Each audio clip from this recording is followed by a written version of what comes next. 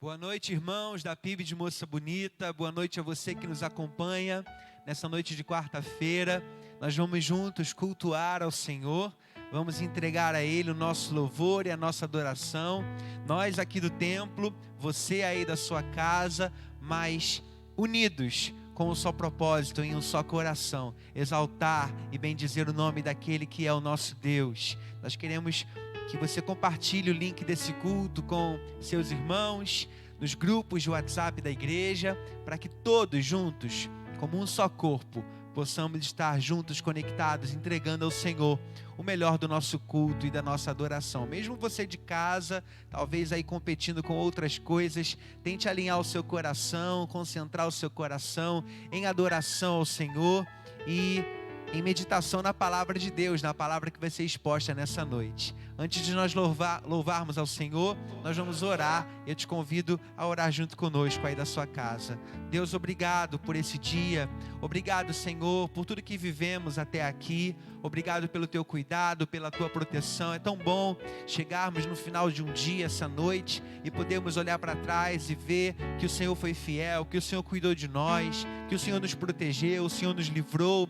Tu és um Deus grande, Tu és um Deus forte, Tu és um Deus presente nas nossas vidas. E nós queremos te agradecer por isso, Pai. Agora, no finalzinho desse dia, queremos estar juntos como igreja, conectados uns aos outros e, acima de tudo, conectados à sala do Teu trono, para entregar a Ti o melhor do nosso louvor e da nossa adoração, reconhecendo que Tu és um Deus digno de receber a nossa adoração.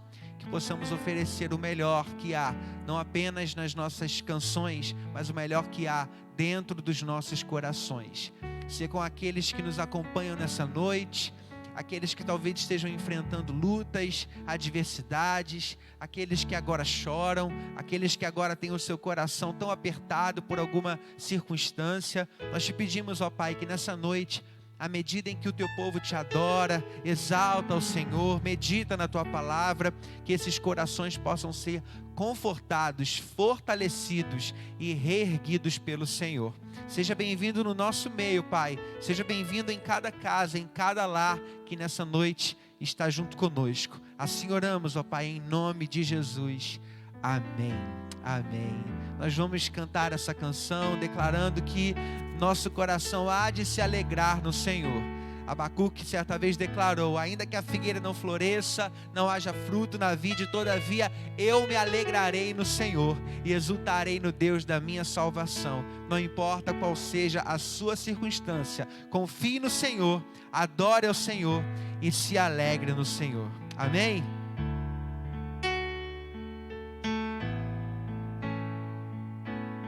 Vamos cantar? A Ti bendirei para sempre. Em Ti confiarei, Senhor.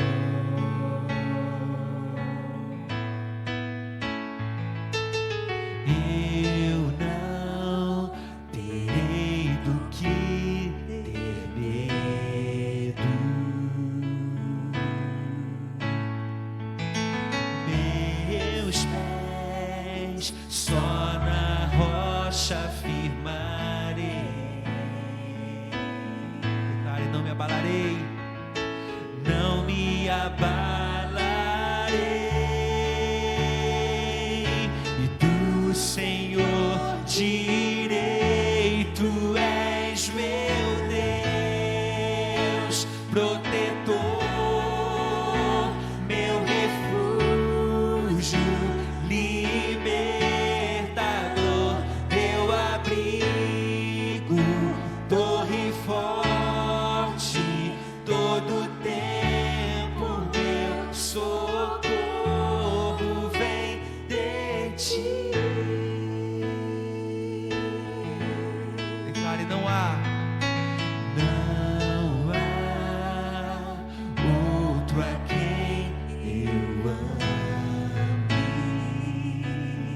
Só Tu és, Senhor.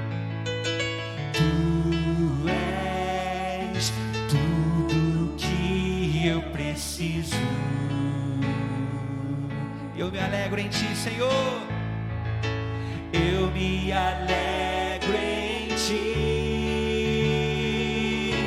Do Senhor tirei, tu és meu Deus, protetor, meu refúgio, libertador, meu abrigo, torre forte, todo tempo meu socorro vem de ti.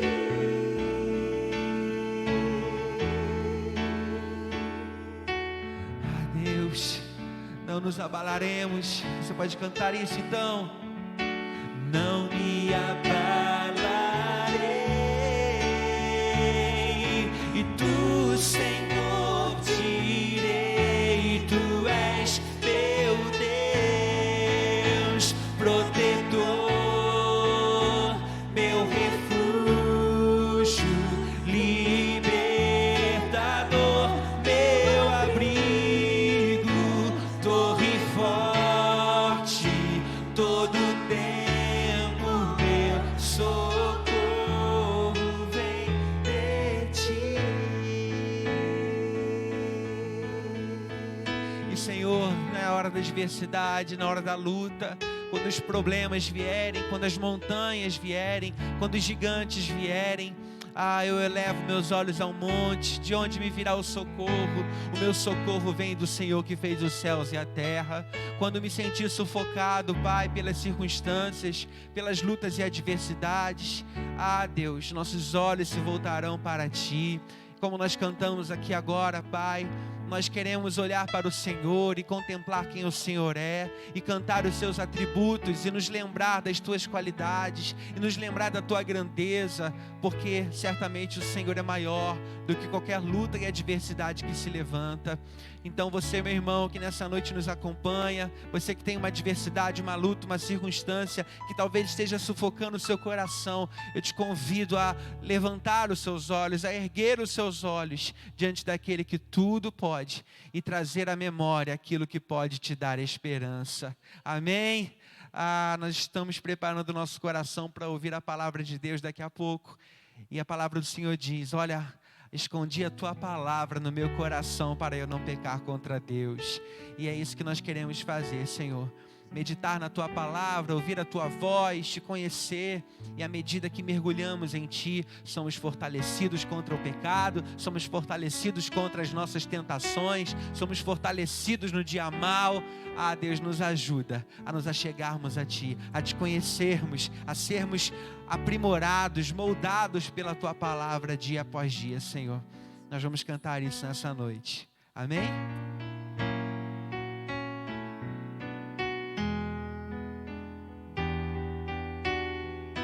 Declare a tua palavra. A tua palavra escondi, guardada em meu coração, pra eu não pecar contra ti, Senhor. A tua palavra escondi, e as vestes no sangue lavei, e das tuas águas bebi, pra ser uma oferta agradável a ti, minha vida a ti consagrei. Entregue ele então. Meus dons e talentos são pra te servir, meus dons preciosos são teus. Não vejo razão na minha vida sem ti, tu és meu Senhor e meu Deus.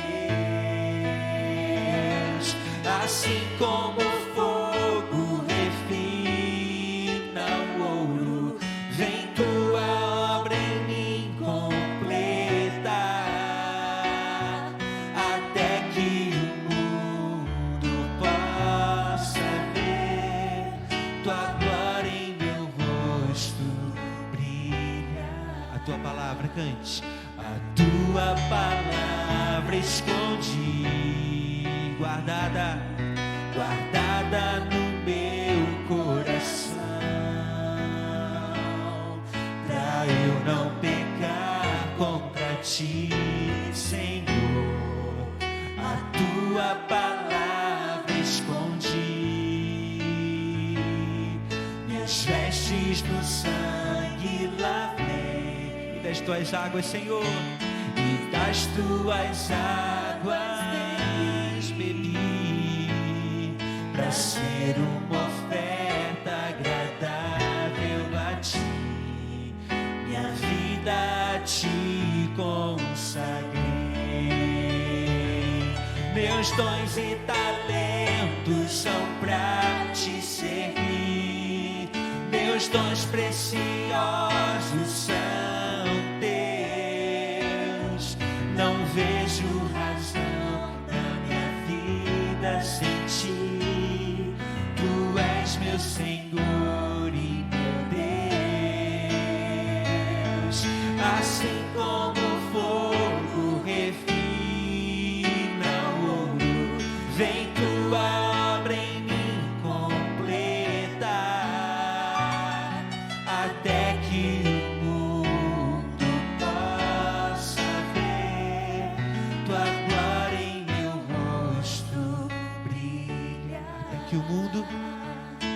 Até que o mundo possa ver tua glória em meu rosto brilhar. Vem, Senhor, com a tua palavra sobre nós, transforma os nossos corações, nossas mentes, nossas motivações, e nos prepara, Senhor, para sermos uma oferta agradável ao Senhor, com tudo aquilo que somos, com tudo aquilo que temos. Ofertamos a Ti o nosso melhor, cada fôlego de vida nosso, Senhor, para a honra e para a glória do Teu santo nome. Assim nós oramos, Pai, em nome de Jesus. Na sua casa você pode dizer amém? Amém.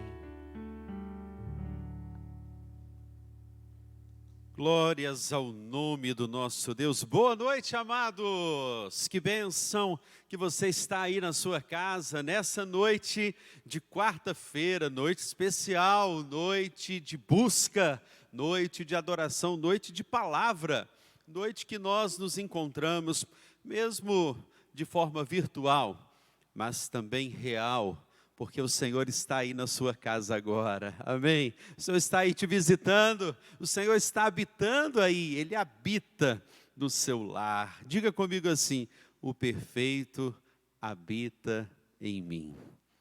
O perfeito habita em mim.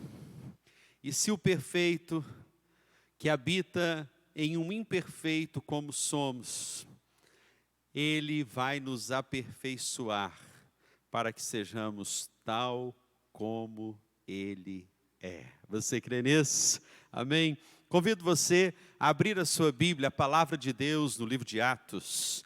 Estamos estudando o livro de Atos. Na quarta-feira passada, estudamos o capítulo de número 5 e vimos algumas preciosidades, alguns valores irrefutáveis, que não mudam, imutáveis, que são os valores daqueles discípulos que, em meio às ameaças, em meio às perseguições, eles se mantiveram firmes. E a igreja do Senhor passou por lutas, por dificuldades, mas o Senhor se mostrou como Deus que é, protetor. Agora, no capítulo de número 6, a igreja avança, os ajustes são necessários. Uma igreja tão nova, novel igreja, com tantas demandas, à medida que o povo ia agregando ao corpo de Cristo, muitas necessidades, muitos problemas, muitas situações iam aumentando. E aí a igreja se vê agora no ajuste para viver o crescimento. E este é o tema que eu quero propor a você. Ajustes necessários para o crescimento. O crescimento traz a necessidade de que ajustes sejam realizados. E Atos capítulo de número 6, do verso 1 ao verso de número 7, encontramos na palavra de Deus, portanto, o que ela nos diz para essa noite, essa pequena porção, para extrairmos alguns princípios para a sua vida, para o seu crescimento. Diz a palavra de Deus: naqueles dias, crescendo o número dos discípulos, houve reclamação dos judeus de cultura grega contra os demais judeus, pois as viúvas daqueles estavam sendo deixadas de lado na distribuição diária de alimentos. Em razão disso, os 12 convocaram a multidão dos discípulos e disseram: não faz sentido que deixemos a palavra de Deus e sirvamos às mesas. Portanto, irmãos, escolhei dentre vós 7 homens de boa reputação, cheios do Espírito Santo e de sabedoria, os quais, ou aos quais, encarregaremos deste serviço. Mas nós nos devotaremos à oração e ao ministério da palavra. A proposta agradou a todos e elegeram Estevão, homem cheio de fé e do Espírito Santo, Filipe, Prócoro, Nicanor, Timão, Pármenas e Nicolau, o prosélito de Antioquia. E os apresentaram perante os apóstolos, os quais, depois de orar, impuseram-lhes as mãos. E a palavra de Deus era divulgada, de modo que o número de discípulos em Jerusalém se multiplicava muito. E vários sacerdotes obedeciam à fé. Louvado seja o nome do Senhor por essa palavra. Pai, fale agora esse coração, fale as nossas vidas, transforme, Pai, as nossas motivações, inclinações, para que sejam agora centradas, focadas na pessoa bendita de Cristo Jesus. Visite este lar, esta casa, esta família, os enlutados, os missionários, os pastores, as igrejas, Pai, que no nome poderoso do Senhor Jesus, mesmo neste tempo de quarentena e pandemia, a tua obra continue sendo realizada e todos os impedimentos, todos os bloqueios, a ação divina sejam retirados pelo poder do sangue de Jesus. Aquele que está desanimado, depressivo, aquele que está lamentando os próprios problemas, dê a ele vigor, ânimo, olhos voltados para a pessoa bendita de Cristo. Visite a igreja do Senhor, Pai, espalhada na terra, dê unção, poder, visão. Neste período que nos preparamos para as eleições de 2020, dê sabedoria ao povo carioca, aos membros da PIB de Moça Bonita, aos membros da Igreja do Senhor Jesus. Quando é difícil escolher, precisamos do discernimento, precisamos da sabedoria, precisamos da tua graça. Venha sobre nós, Espírito Santo. Venha sobre nós, Senhor, nessa noite. Visita, ó Pai, o povo carioca, visita o nosso estado, visita, Senhor, as cidades do Rio de Janeiro, o nosso governador, o nosso presidente, os governadores, os deputados, vereadores, Pai, que eles sejam visitados e a santidade, a honestidade, a integridade, a integralidade com os preceitos e princípios éticos venham reger, dirigir, orientar o nosso povo. É o que oramos no nome poderoso de Jesus. Amém e amém. Novas pessoas foram chegando àquela igreja. Louvado seja o nome do Senhor. O evangelho foi alcançando vidas.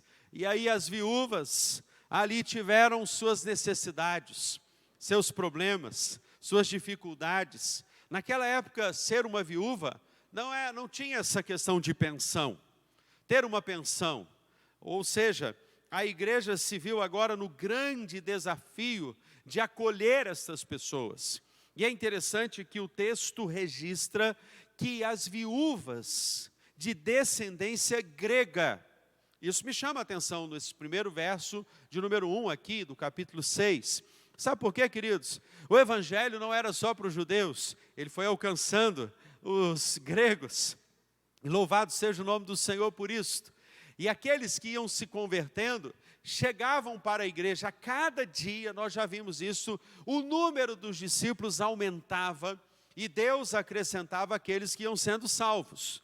Mas com isto, a igreja agora precisa se posicionar nas ações, nas atitudes, nos ajustes, para, de fato, organizar todo esse processo de acolhimento, de estender a mão, de abençoar aquelas pessoas que tinham as suas mais profundas necessidades. Não podia haver parcialidade, não podia haver ali uma intenção de privilegiar um grupo. Portanto, eles agora precisam tomar uma decisão muito séria. A pregação da palavra é importante, a oração é importante. Os discípulos, os apóstolos não poderiam deixar que as demandas e pressões que iam chegando tirassem esta igreja do seu propósito principal. Concorda comigo? O propósito principal, não menos importante, não mais importante, portanto, o anúncio da palavra de Deus, sendo ele prioritário para que o evangelho chegasse aos corações, deveria ser o foco. É claro que o diabo já havia tentado tirar o foco da igreja, quando tentou levar o coração de Ananias e Safira, como vimos na semana passada, tentar desviar do propósito que era glorificar a Deus e a glória humana, o reconhecimento dos homens. Foi quando Pedro disse, olha, mais importa agradar a Deus do que aos homens. O diabo já havia tentado levar a igreja para que ela desviasse desse plano para cuidar das viúvas. A demanda chegou e a igreja agora precisava fazer o seu ajuste. Então, em primeiro lugar, eu gostaria de destacar com você, nesta noite, um princípio que você precisa guardar no seu coração. Isso vale para tudo. Em primeiro lugar, prioridade no foco. Se nós não tivermos prioridade naquilo que fazemos para o nosso Deus, as distrações da nossa vida tomam o nosso olhar, tiram o nosso foco. A palavra, a oração, com certeza os próprios discípulos, e assim, eu queria ter essa sabedoria, você não queria não? Essa sabedoria de, no momento do conflito, terem o discernimento para entender que a palavra e oração sempre será a prioridade. E uma vez que tenhamos a sabedoria e a direção, uma vez que oramos, uma vez que a palavra veio ao nosso coração, podemos agir de maneira sábia, podemos estender a mão, repartir o pão, cuidar melhor. Como precisamos de discernimento nos dias atuais, não é verdade? E eles tiveram isto, prioridade no foco. É por isso que, lendo algum tempo atrás, o que o Bill Hybels disse, no tema do seu livro, Ocupado Demais para Deixar de Orar. Ele fala que, depois de estudar tanto sobre oração, ele estudou mais de 20 livros sobre o foco da oração. Ele decidiu tomar uma decisão radical, que era orar. Quando ele decide, então, orar, ele diz na tônica do seu livro o seguinte, que quando nós oramos a Deus, nós não devemos nos preocupar com as palavras bonitas que nós vamos dizer ao nosso Deus. E é lindo quando ele, fazendo um paralelo daquilo que Romanos, capítulo de número 8, vai nos dizer que o Espírito Santo de Deus intercede por nós com gemidos inexprimíveis. Ele faz um paralelo dizendo o seguinte, o Espírito Santo conserta aquilo que nós muitas vezes não sabemos dizer para Deus em palavras. E os gemidos inexprimíveis chegam ao trono da graça de Deus, e vai dizer Bill Hybels mais. Ele diz uma coisa muito interessante, que o Espírito que intercede por nós, o Deus que ouve as orações do seu povo, ou seja, a sua oração, ele não vai negar aquilo que o Espírito faz por nós. E louvado seja o nome do Senhor nessa noite, porque você tem o Paráclitos, você tem o Espírito Santo, e quando você faz da coisa principal, a coisa principal na sua vida, ou seja, a prioridade no foco, o propósito principal da igreja, e aqui fica claro, nós devotaremos, nos dedicaremos à oração e ao ministério da palavra. Veja aí na sua Bíblia o verso de número 4. Nós nos devotaremos, nós nos dedicaremos à oração. Dizem que Billy Graham, certa feita, recebeu o telefonema de um dos presidentes da República dos Estados Unidos, e o presidente queria falar com ele. Mas ele estava naquele momento de oração, de busca. E ele então não atendeu. E a secretária insistiu, dizendo, mas diga ao pastor Billy Graham que é o presidente da República. E o pastor Billy Graham então disse, olha, pode dizer ao presidente que eu estou falando com uma pessoa muito mais importante do que ele. Nesse momento eu estou falando com Deus. Terminou o seu momento de oração, ele pôde retornar a ligação para o presidente da República. Quando fazemos da oração o nosso foco principal, queridos, não haverá distrações, e no meio que vivemos, no momento que vivemos, neste tempo em que é tão fácil nos desviarmos e distrairmos com a internet, com o celular, com as mensagens de WhatsApp, corremos o risco sério, duro, de não priorizarmos aquilo que a Bíblia nos ensina nessa noite, que você e eu devemos priorizar. Nós, portanto, dedicaremos à oração e ao ministério da palavra. É interessante que no capítulo Orar com Jesus, um dos capítulos mais fascinantes do livro Ocupado Demais para Deixar de Orar, o Bill Hybels diz assim: fugir das distrações. Se estabelecer um período regular de oração é importante, também é importante um local determinado.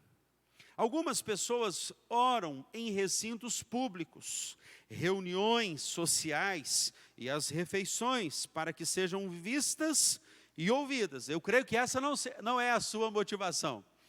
E o texto, ele diz assim: fugindo ou fingindo ser religiosas. Porém, vai dizer Bill Hybels, a oração, segundo Jesus, não é uma exibição para espectadores, nem uma atividade para demonstrar espiritualidade. Esqueçam esse conceito. Quando você orar, vá para o seu quarto e feche a porta, bem ensinou Jesus.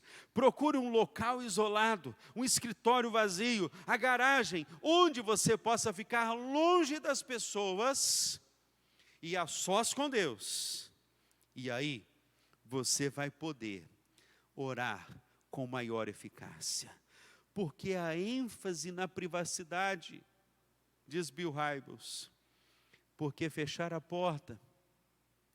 Porque é óbvio, porque há uma razão prática, um local isolado, seguro, onde vamos deliciar da presença do nosso Deus. Louvado seja o nome do Senhor! Talvez, querido, nessa noite, o que está faltando para você é tomar a decisão de orar, de investir o seu tempo, assim como os discípulos priorizaram. Segunda verdade que eu extraio nessa noite deste texto: não confunda propósito com ativismo. Há uma tentação, há uma inclinação nossa, na nossa vida, até eclesiástica, religiosa, na vida do dia a dia da igreja, de nós confundirmos ativismo com o propósito. O propósito não é uma reunião, não é o executar, não é o fazer. E veja, em meio às pressões, os discípulos vão delegar: olha, nós precisamos aqui levantar homens cheios do Espírito Santo, homens cheios de fé, homens de boa índole. Veja que há um perfil, há um status, há um caráter, há aqui uma característica que Deus busca nos seus escolhidos até para cumprir um propósito. Mas o propósito não era ativismo. Em meio às pressões, em meio ao prédio, às vezes nós confundimos vida com Deus com prédio, com salas, com a organização eclesiástica. Não, essas questões não é que não sejam importantes, são menores, são pequenas. É o resultado de uma vida com Deus.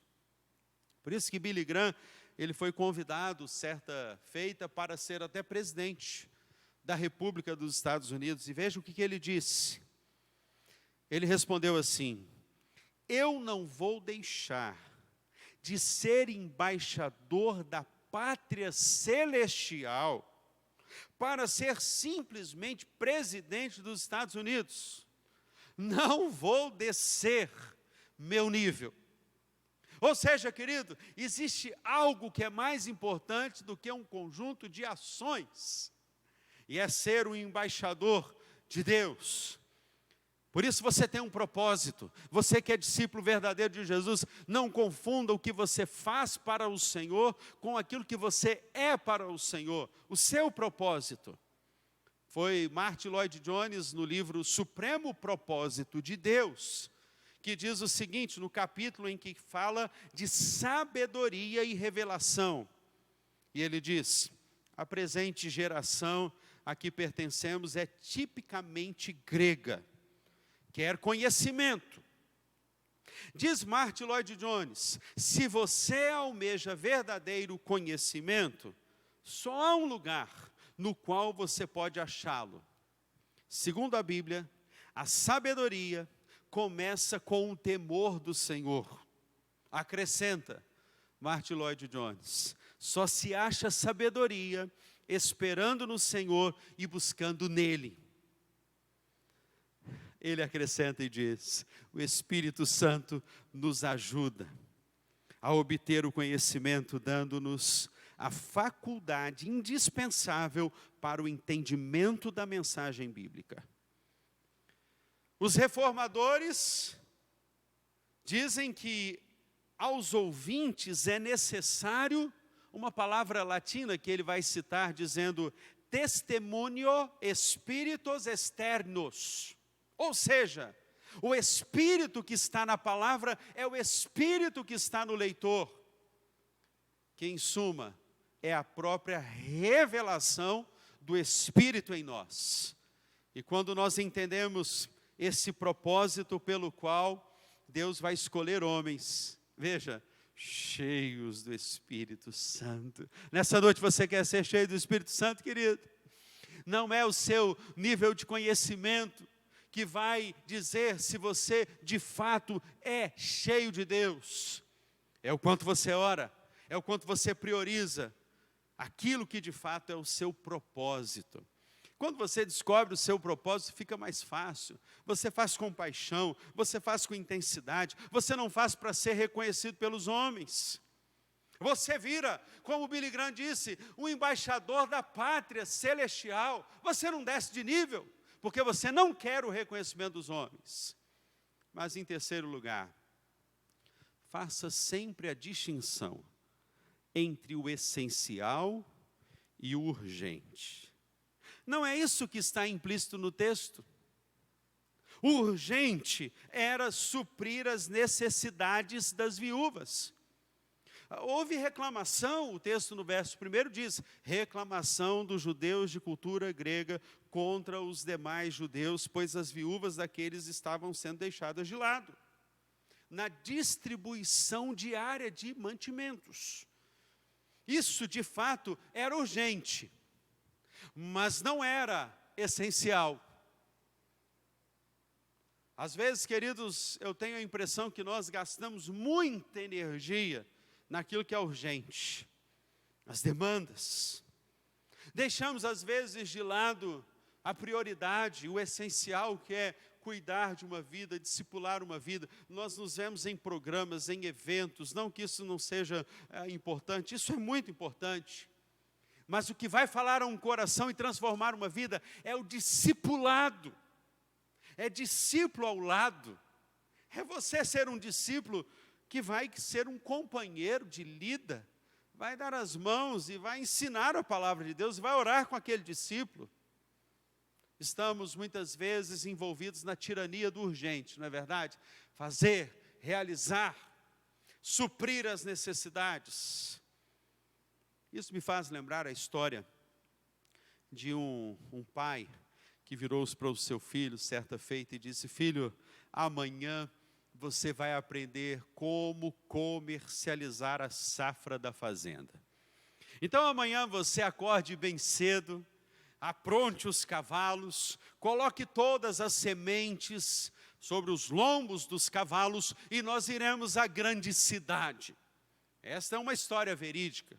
Aquele pai disse isso ao filho, e o filho, imagina, o filho que agora havia aprendido sobre plantio, sobre colheita, sobre como colher, como espalhar as sementes, agora iria aprender a ser um empreendedor, um administrador. E o verdadeiro líder é esse que ensina como fazer. Não bastava apenas aprender como colher ou plantar, precisava vender. E o pai então disse isso ao filho, aquele filho meio que sem saber o que fazer, vai tentar dormir, mas quase que nem consegue dormir, pensando no outro dia, quando eles iriam acordar para ir à grande cidade.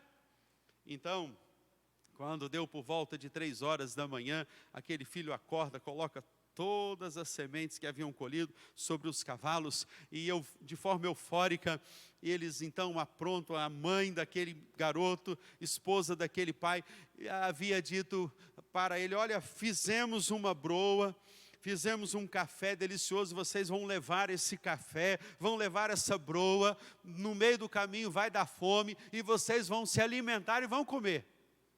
E o filho, muito eufórico, logo no primeiro momento, o pai percebeu que no primeiro instante, nos primeiros minutos daquela trajetória até a grande cidade, o filho estava tangendo o animal com muita velocidade, com muita rapidez.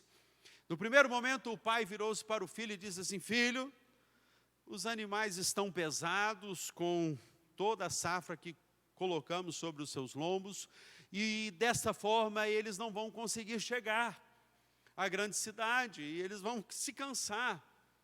E o que vai adiantar, perguntou aquele pai para aquele filho, o que vai adiantar você ganhar todo o dinheiro, saber como comercializar a safra da fazenda, se eu e você não aprendermos a ser pai e filho?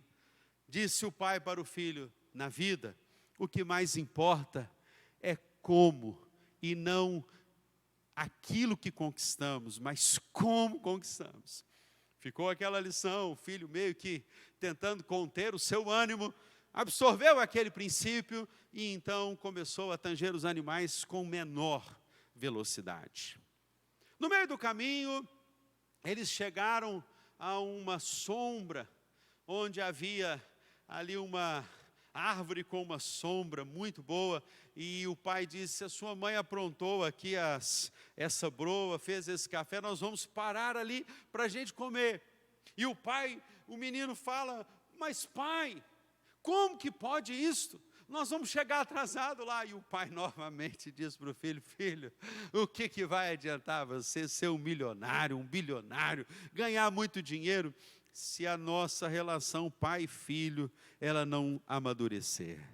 Sentaram por ali alguns minutos, se deliciaram com aquela broa, tomaram aquele café, saindo uma fumacinha ainda, imagina, né, aquela broa deliciosa, deve ser mineira, né? A broa mineira, a melhor do Brasil. Tomaram aquele cafezinho gostoso, e aí depois seguiram a viagem. Quando estavam próximo à grande cidade, o pai virou-se para o filho e disse: está vendo, filho, aquela casa lá? Ali moram os parentes meus, e eu quero te apresentar aqueles parentes. O filho, já não aguentando de euforia, ele falou: mas pai, nós vamos chegar muito tarde na grande cidade. E o pai virou: filho, mais um ensinamento: o que vai adiantar você ganhar muito dinheiro se você não tiver raízes, se você não aprender sobre a sua história? Pararam então na casa de um parente. Conversa vai, conversa vem, o menino olhando o relógio, apressado, querendo correr, levantar logo para ir lá aprender a como comercializar a safra da fazenda. Pararam por ali. Ficaram alguns minutos, resolveram então seguir rumo à grande cidade. Quando foi dando por volta de 8h15 da manhã, quando eles estavam passando pela colina que cercava a grande cidade, eles ouvem um estrondo, um barulho altíssimo, como uma bomba que foi jogada sobre aquela cidade. A fumaça escura sobe ao céu, eles observam aquilo de longe e percebem que de fato era uma bomba, era uma destruição. E exatamente às 8h15 da manhã, o pai vira-se para o filho e o abraça. O pai em lágrimas, contemplando agora a fumaça que subia na cidade de Hiroshima, quando aquela bomba atômica foi lançada sobre aquela cidade. E aquele filho em lágrimas chora com seu pai e diz: pai, pai, agora eu entendo, pai, que na vida não adianta a gente ter pressa, correr, ganhar, conquistar. Agora eu entendo, pai, porque vale mais a nossa relação do que todo o dinheiro do mundo. Aquele pai e aquele filho deram as costas para os escombros daquela cidade que foi destruída naquela manhã. Sabe por que eu estou lhe contando essa história, querido? Talvez você, como esta geração, influenciado por tantas coisas da vida, você esteja correndo demais. Talvez não priorizando aquilo que de fato importa. Talvez, querido, nas demandas urgentes, não tenha feito ainda a diferenciação daquilo que seja essencial para a sua vida. Mas eu estou aqui nessa noite para te dizer, há algo que é essencial, e é o seu relacionamento com o seu pai, é a sua vida com o seu Deus, não é conquistar, não é ter coisas. Será que nessa noite Deus encontra em você esse adorador que Ele busca? Que busca primeiro, em primeiro lugar, o reino dEle. Os discípulos, até diante das demandas, na tirania do urgente, souberam distinguir o que era essencial. Aprenda essa lição, portanto. Eu aprendo aqui também, querido, em quarto lugar, que sempre é assim, né? E eu pergunto nessa noite, por que tem que ser assim? O mínimo realizando o máximo. Bem, se dos 120, quase 3.000 almas foram batizadas no dia que Pentecostes, o Espírito Santo desceu na festa do Pentecostes. 3.000. 3.000. Só que foram chegando muitos discípulos e se convertendo muita gente, inclusive de fala grega, né? Como o texto diz. A minha pergunta é, foram apenas 7 para uma igreja gigante, onde o evangelho havia já se tornado, alcançado muitas pessoas, de forma percentual, proporcional, 7 para cuidar de 3.000, se fosse o mínimo, mas ali, vamos dizer, que os pais se converteram, as mães se converteram, no mínimo, David Williams, que comenta essa porção, e ele diz o seguinte, no mínimo, nesse momento, já haviam ali cerca de 20.000 pessoas. Pai, mãe e os filhos. Pensa, mas era o mínimo. Por que o mínimo tem que realizar o máximo? Um esforço gigantesco. Os estudiosos chegam a dizer sobre a igreja que 20% apenas das pessoas trabalham. Portanto, fuja dessa lógica. Seja aquele que vai se apresentar, seja aquele que não vai esperar o outro convidar. Tem tanta gente, queridos, que fica esperando, não me chamaram, não me convidaram. Parece até aquelas criancinhas mimadas, que ficam esperando. Querido, servo de Deus se apresenta, amém, querido? Servo de Deus diz, eis-me aqui, amém? O servo de Deus diz assim, conta comigo. O que está precisando aí? Está precisando de alguém para aferir a temperatura? É para passar o alquinho em gel? O que está precisando? Está precisando de engrossar as fileiras de oração? Ei, conta comigo. Eis-me aqui. 7, para cuidarem de uma proporção gigantesca, um número maior. Mas eu aprendo aqui, querido, com estes discípulos, que a despeito de priorizarem aquilo que era essencial, eles não foram insensíveis com a comunidade. Fuja, portanto, da insensibilidade comunitária. Não perceber, portanto, o novo que chega. Não abraçar o que se converte. Não acolher. Sabe? A impressão que eu tenho é que as pessoas, elas celebram a vitória, as pessoas celebram a conversão, mas Deus quer mais de você, discípulo. Eu sei que você tem o Espírito Santo de Deus, Deus quer te usar para acolher, para discipular. É por isso que nós temos o RD, é por isso que nós temos o relacionamento discipulador, é por essa razão que nós temos esse método de discipular as pessoas através da palavra de Deus, de orar, de enviar uma mensagem. Discipular, cuidar. Eu me lembro no ano passado, quando eu fui pregar em Maringá, no Congresso da Juventude do Paraná. Eram centenas e centenas de jovens ali. E sabe aquele livro que você ganha? Eu ganhei um livro de um jovem que fazia teologia na Faculdade Teológica do Paraná, a FABEPAR. E ele me deu um livro chamado Cuidando de Vidas. Na verdade, o livro ele é um conjunto de artigos de vários autores que falam sobre o cuidado de pessoas, o cuidado de vidas. E uma parte do livro chamou a minha atenção, porque há uma citação que um dos autores fazem desse compêndio de artigos que foram escritos sobre cuidado de vidas.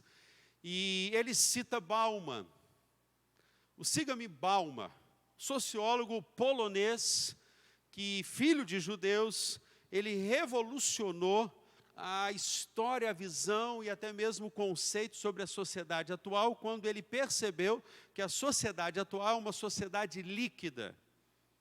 E ele, citando então o sociólogo Bauman, ele disse uma coisa muito interessante que chamou a minha atenção, dizendo assim: esta sociedade, que é altamente informada e supostamente favorável à reflexão, não é vista como exemplo em relação ao cuidado para com o outro.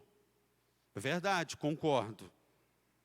Para Bauman, segundo as evidências que o cotidiano mostra, a sociedade atual revela-se inconstante a respeito das regras, verdade, e frágil em seus laços fraternais.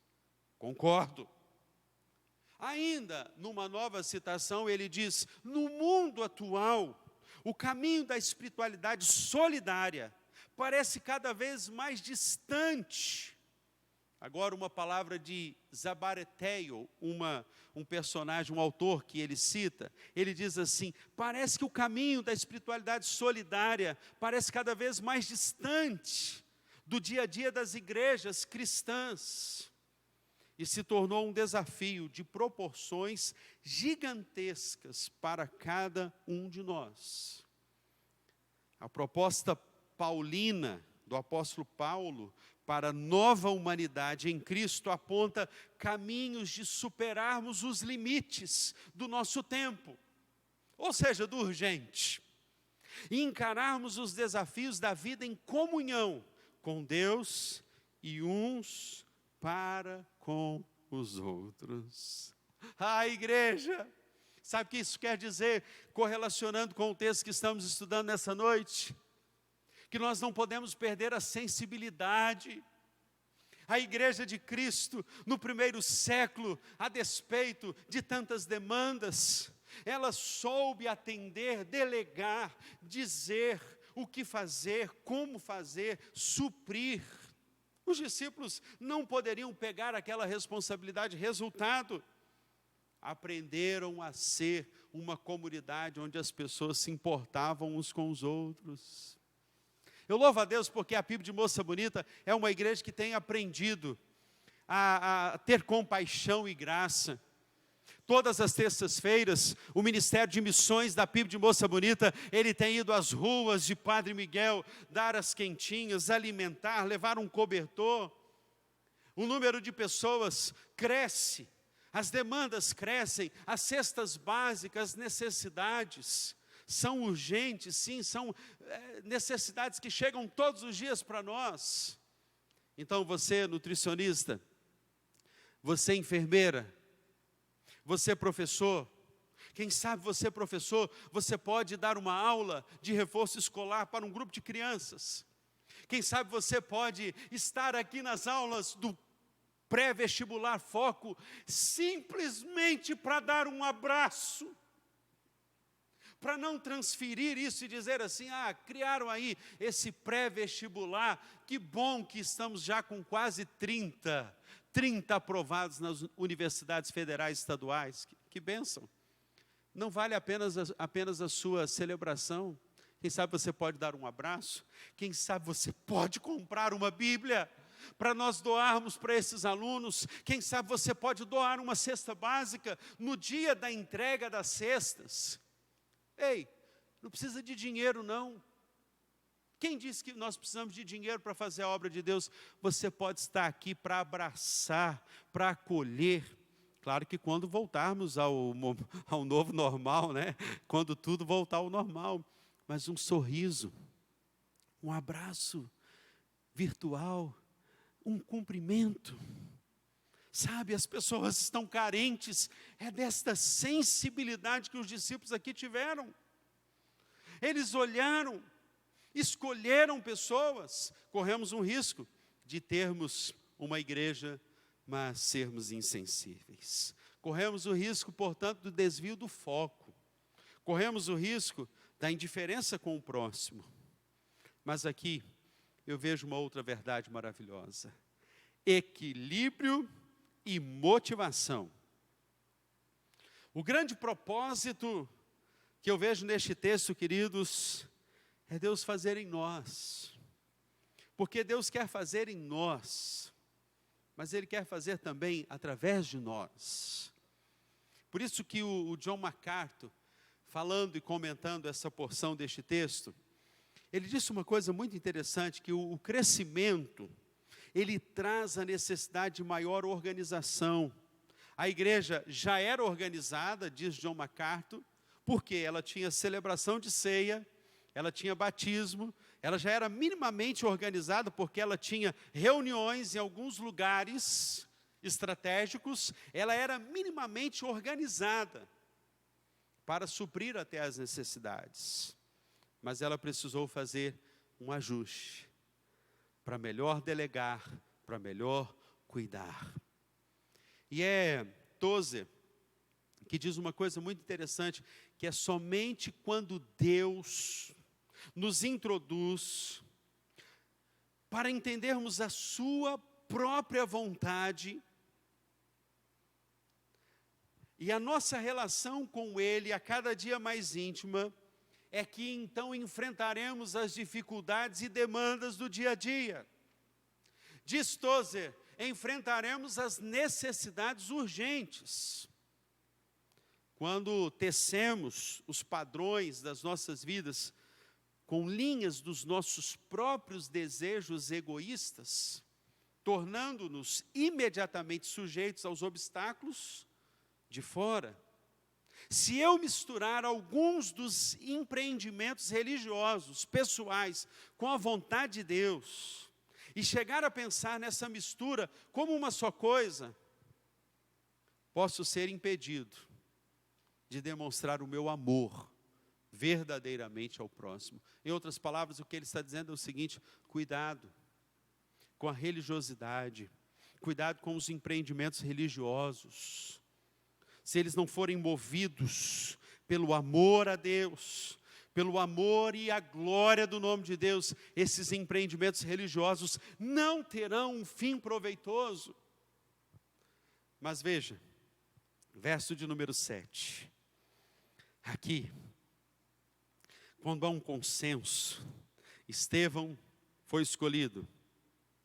Estevão, que significa diadema, o nome Estevão significa diadema, ou seja, para compor o grupo dos escolhidos, para administrarem os recursos financeiros da igreja, precisava ser alguém de alto quilate, alguém de alta têmpera, alguém que era valoroso, diadema, precioso, cheio do Espírito Santo e fé. Veja, queridos, que a sabedoria que tomou conta dos discípulos e apóstolos naquele momento foi tão grandiosa, que eles escolheram todos os nomes que aparecem aqui dos 7 diáconos, todos os nomes são gregos. A melhor comunicação, a estratégia de melhor alcance, todos gregos. Por quê? Seria muito mais fácil para cuidar daquelas que eram viúvas gregas. Estratégia, sabedoria, sabedoria vinda de Deus. É disso que precisamos. Por quê? Conexão para ação. É o último princípio que eu gostaria de destacar nessa noite. Conexão para ação. Diga aí onde você está na sua casa. Conexão para ação.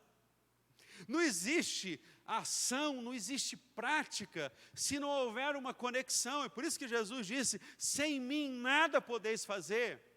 E quando houve esta bela, tremenda e maravilhosa conexão, o verso de número 7 nos dá o resultado desta linda conexão que os discípulos mantiveram com Deus. O verso 7 diz: e a palavra de Deus era divulgada, de modo que o número dos discípulos em Jerusalém se multiplicava muito. Nós não somos uma igreja multiplicadora? Nós não somos uma igreja discipuladora? Nós não somos uma igreja acolhedora? O número dos discípulos se multiplicava. E vários sacerdotes obedeciam à fé. Sabe o que eu aprendo aqui, queridos? Eles não fugiram do problema. Veio a demanda? Esses são os verdadeiros líderes, né? Será que Deus encontra líderes assim hoje, que não fogem? Pelo contrário, o princípio aqui, segundo o verso primeiro, é: enfrente as demandas, enfrente as suas lutas, enfrente os problemas. Eles enfrentaram, eles não correram. Segundo, veja o que é essencial. Nós não podemos deixar a palavra de Deus para servir às mesas, verso de número 2. Terceiro, tenha sempre uma escolha dirigida por Deus. Verso 3, portanto, irmãos, escolhei dentre vós 7 homens de boa reputação, cheios do Espírito Santo e de sabedoria, e os encarregaremos deste serviço. O parecer agradou, porque houve sabedoria. Busque a solução do problema. Eles delegaram aquilo que eu não sou bom para fazer a alguém no corpo de Cristo que vai fazer bem. E eles entenderam isto. O que é importante, o que é essencial. É de líderes assim, de homens assim, de pessoas assim, que a igreja atual está precisando. Eu acho fantástico que o livro Liderando em Alta Performance, E aí você quer ser um grande líder? Eis os princípios aqui. E ele fala de algumas habilidades, para a gente fechar nessa noite. Primeiro, pensamento estratégico. Segundo, orientação para execução. Terceiro, saber ouvir. Os discípulos souberam ouvir.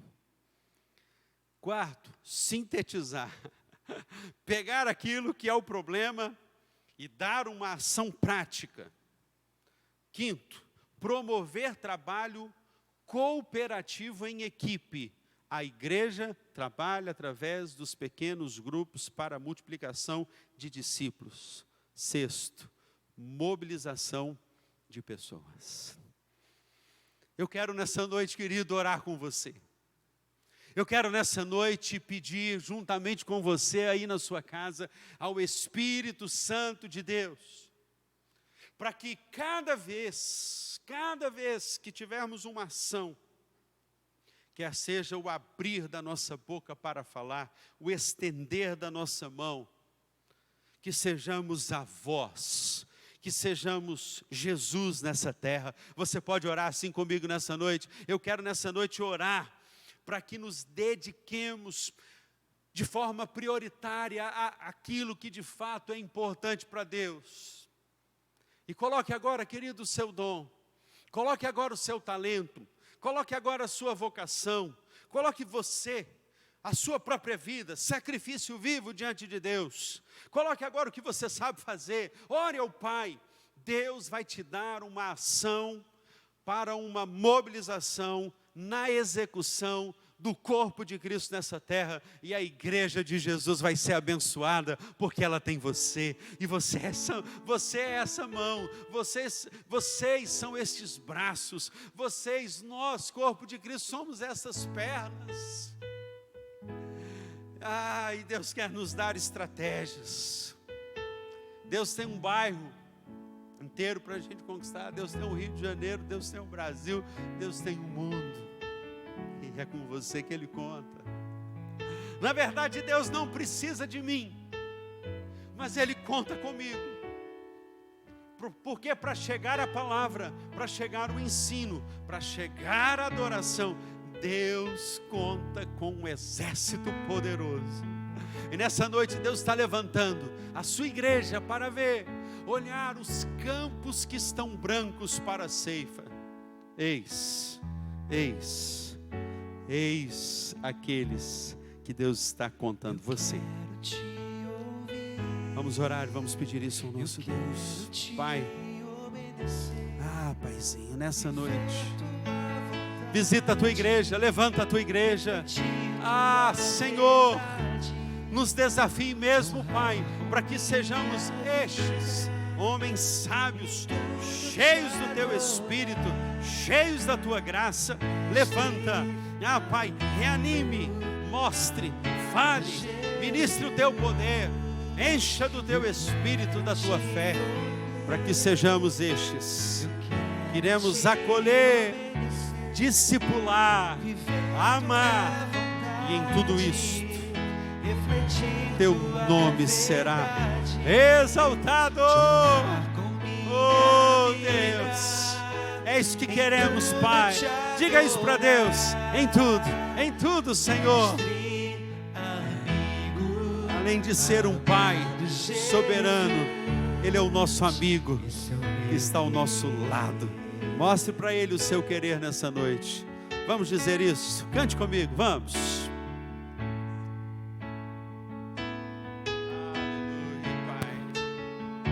Fazer a tua vontade. Cada vez que eu abrir a minha boca, você pode dizer isso a Deus. Cada vez que eu olhar na direção de alguém, o que eu quero ser? Cada vez que passo abaixo, Deus, eu chegar a algum lugar, seja a tua voz, eu quero. Sejam teus olhos, sejam teus pés. Eu quero te servir. Cada vez que aleluia, eu tocar no rosto em pranto,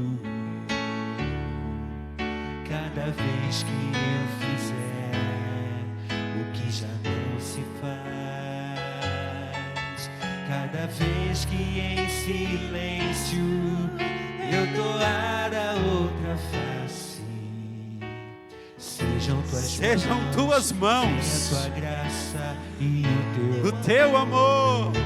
Eu quero, diga eu isso. quero te servir, eu quero te obedecer, viver tua vontade, refletir tua verdade, te honrar com minha vida, em tudo te adorar, mestre, amigo, amado Jesus, eu quero te servir, eu quero te obedecer, viver tua vontade, refletir tua verdade, te honrar com minha vida, em tudo te adorar, mestre,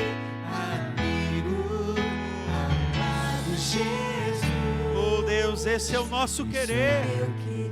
Pai, nós colocamos diante do Senhor, portanto, o nosso viver, o nosso servir, a dedicação da nossa vida, mente, coração, tudo que somos é teu, Jesus. Tome agora todos os talentos e dons reunidos do corpo de Cristo nessa noite, para que isso se concretize em ações que irão glorificar o teu santo nome, e a tua igreja vai avançar, e a palavra de Deus vai se espalhar por toda a terra, porque o Senhor achou nesta noite aqueles com os quais o Senhor irá contar, para que o teu nome seja anunciado e pregado. A ti a glória, a ti o louvor. Por isso que o amor de Deus o Pai, a graça salvadora de Jesus Cristo Senhor, as doces e eternas consolações do Santo Espírito da promessa, estejam sobre todos vós essa noite, hoje, agora e para todos sempre. Amém e amém. Que Deus a todos abençoe. Tenha um restante de semana abençoado e até domingo para participarmos, louvarmos amanhã 21 horas o nosso tempo missionário, nosso programa missionário, porque Ele me amou. E vamos juntos, igreja, ofertar, porque vamos fechar a campanha de missões e no nome de Jesus vamos ultrapassar o alvo para a honra e glória do nome do nosso Deus. Que Deus a todos abençoe. Tenha uma noite abençoada na presença de Jesus.